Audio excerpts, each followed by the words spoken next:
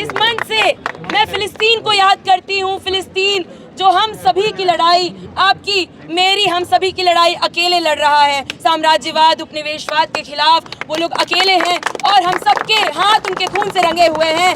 और हमें शर्म आती है ऐसी सरकार की सरकार में है हम, जो अपनी क्रांति की विरासत भूलकर, भगत सिंह की विरासत भूलकर, सॉरी सावरकर की विरासत को अपनाता है और फिलिस्तीन को हाथ छोड़ता है। और यहाँ से मैं हिंदुस्तान में तमाम संघर्ष कर रहे लोगों को, तमाम नॉर्थ ईस्ट से लेकर लद्दाख में और हमारे सेंट्रल इंडिया में जो अपने जल जंगल ज़मीन के लिए जो लोग लड़ रहे हैं, शेड्यूल 6 के लिए जो लोग लड़ रहे हैं, जिनकी ज़मीनें खोद खोद के बेची जा रही हैं, एक एक रुपए में ज़मीनें बेची जा रही हैं अडानी और अंबानी को, और वो लोग लड़ रहे हैं, संघर्ष कर रहे हैं और निहत्थे लड़ रहे हैं और स्टेट के खिलाफ लड़ रहे हैं जो बिल्कुल भी तरस नहीं खाता है। दमन करने पे बिल्कुल तरस भी नहीं खाते हैं ये लोग, गोलियां चलाने में और घर गिराने में, बुलडोज़र चलाने में। मैं उन लोगों को सलाम करती हूँ जो मजबूती के साथ इनको बता रहे हैं कि इनकी नफरत और हिंसा के खिलाफ आज भी लोग लड़ रहे हैं और हमें मजबूती दे रहे हैं। उन सब लोगों को सलाम है। साथियों, पूरी देश में जेएनयू एक सस्ती और बेहतर शिक्षा का जो मॉडल है, उसको आप देखिए कि किस तरीके से उस पे एक दशक का अटैक हो रहा है। और ये समझने वाली बात है कि क्यों एनपी लाते हैं ये लोग। और हम ये बार बार कह रहे हैं कि एनपी लाते हैं, कहते हैं सर्टिफिकेट और डिप्लोमा देंगे। पहले तो हम पूछते हैं कि पीएचडी वालों के लिए तो तुम्हारे पास नौकरी नहीं है, रील बनाने के लिए बोल रहे हो, पकोड़े छानने के लिए। हम अपनी सर्टिफिकेट और डिप्लोमा को लेके कहाँ पे जाएंगे? हम उनसे पूछते हैं कि आप देखिए कि एनपी में ये चाहते हैं कि शिक्षा को बेच दिया जाए, एफा लोन में हम ऑटोनॉमी देते हैं, ये रैशनलाइज करते हैं। दूसरी तरफ हमारा दमन करते हैं, सीपीओ मैनुअल लाते हैं, हमें ये हमारी यूनियन की लड़ाई को कमज़ोर करते हैं, ताकि इनको पता है कि जो इनकी नीतियां हैं एनपी की, जहाँ पे पढ़ाई शिक्षा इनएक्सेसिबल और अनअफोर्डेबल हो रही है, उसके खिलाफ हम मजबूती से लड़ ना पाएं। ये चीज़ें साथ साथ चल रही हैं। हर साल जो हिंसा होती है यूनियन के इलेक्शन से पहले, हर साल एक नया शगुफा जो छोड़ा जाता है यूनियन इलेक्शन से पहले। मैं ये बताना चाहती हूँ कि एक लंबी साजिश है। पंजाब यूनिवर्सिटी के साथियों को मैं सलाम पेश करती हूँ जो लड़ रहे हैं अपनी यूनियन की लड़ाई, जो लड़ रहे हैं अपने प्रोटेस्ट करने की लड़ाई। यहाँ ये कह रहे हैं कि प्रोटेस्ट वो बताएंगे कि जेन्युइन है कि नहीं, कह रहे हैं कि नॉइज पोल्यूशन नहीं होना चाहिए। आप जो पूरे देश में आपने नफरत, हिंसा की गंदगी फैलाई है, हमसे पूछा है क्या ये हमारा देश है? आपको हम बताते हैं कि ये नहीं चलेगा, आपकी राजनीति यहाँ नहीं चलेगा। और स्टूडेंट ने, जेएनयू के सारे छात्रों ने ये मैंडेट दिया है कि आपकी जो गंदगी आप फैला रहे हैं, जो प्रदूषण आप फैला रहे हैं इस देश में कोने कोने में, हम उसको रिजेक्ट करते हैं। जेएनयू कम्युनिटी ने रिजेक्ट किया है उनको और आने वाले हर वक्त में हम रिजेक्ट करेंगे। मैं जेएनयू के तमाम छात्रों को जय भीम और लाल सलाम पेश करती हूँ।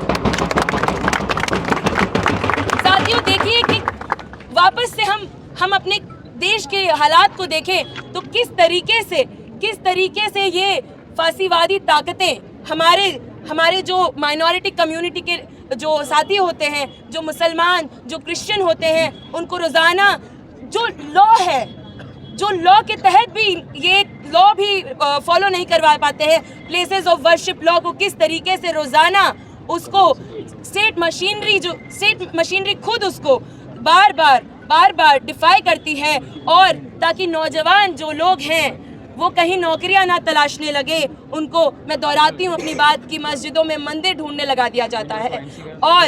और इनका प्रोपेगेंडा यहीं पे नहीं रुकता है। ये महिलाओं को आप देखिए कि ये अमृतकाल जो मनाते हैं, ये किस बात का अमृतकाल मना रहे हैं? ये सच में कुछ लोगों का अमृतकाल है, उन लोगों का अमृतकाल है जो महिलाओं को, मुसलमानों को, आदिवासियों को, दलितों को ऑप्रेस देखना चाहते हैं, ऑप्रेस करना चाहते हैं, उनका ये अमृतकाल है। और तमाम लव जिहाद के नाम पर, एंटी कन्वर्जन के नाम पर ये यही कर रहे हैं। महिलाओं का राइट टू लाइफ, उनके हक, उनका खुद का साथी चुनने का हक ये छीन रहे हैं, ताकि इनका जातिवाद, इनका जो ब्राह्मणवाद है वो बरकरार रहे। और उसके खिलाफ जेएनयू में लोग लड़ते आए हैं, जेएनयू में लोग लड़ते रहेंगे।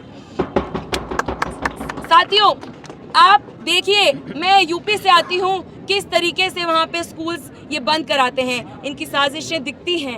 और वो साजिश वहाँ से लेकर जेएनयू तक वही है। और जेएनयू के छात्र, तमाम मीडिया से आए साथी पूछ रहे हैं कि कैसे आप लोग 4 सीट जीत गए, पिछले बार तो एक नहीं जीते थे।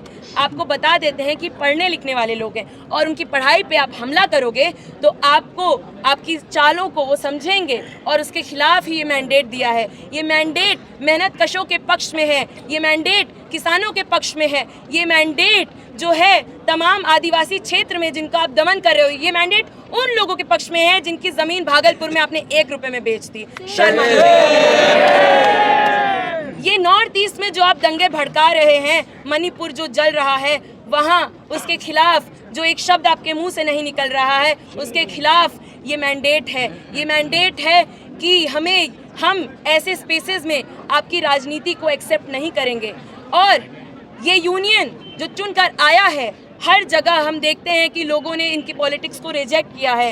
ये आए थे, ये जॉइंट सेक्रेटरी भी बने थे, इनके काउंसिल में भी लोग थे, इनका काम लोगों ने देख लिया है। इनका काम है जातिवाद फैलाना, इनका काम है इस्लामोफोबिया फैलाना, इनका काम है मिसोजिनी फैलाना, इनका काम है मारपीट करना।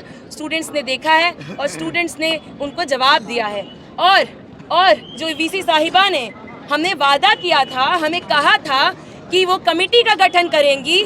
हम पूछते हैं कि हमारी लाइब्रेरी में हमसे बिना पूछे आप वो सर्विलांस सिस्टम लगाई जो है, हम उसका जवाब नहीं मांगेंगे क्या आपसे? हमारा यूनियन आपसे पूछेगा कहाँ है वो कमेटी, कहाँ है उसका कॉन्स्टिट्यूशन, कहाँ है उसका रिपोर्ट? और आपकी हिम्मत कैसे हुई, आपकी जुर्रत कैसे हुई कि जब यूनियन का पावर इसी के पास था, आप पीठ पीछे ये हरकत कर रही हैं? आपका जो मैल इंटेंट है लोगों को दिख रहा है।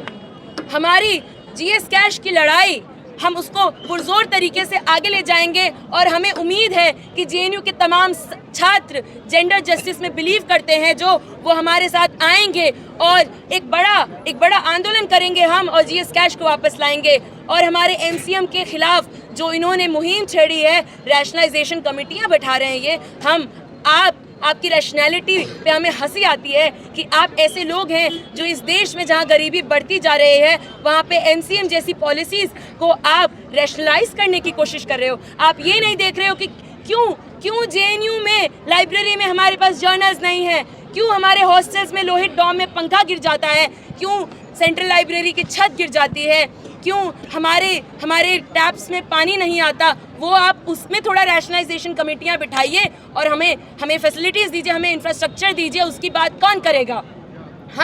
हम सीपीओ मैनुअल जो आप लाए हैं ताकि हम अपनी आवाज़ ना उठा पाएँ, हम उसके खिलाफ लड़ाई लड़ेंगे।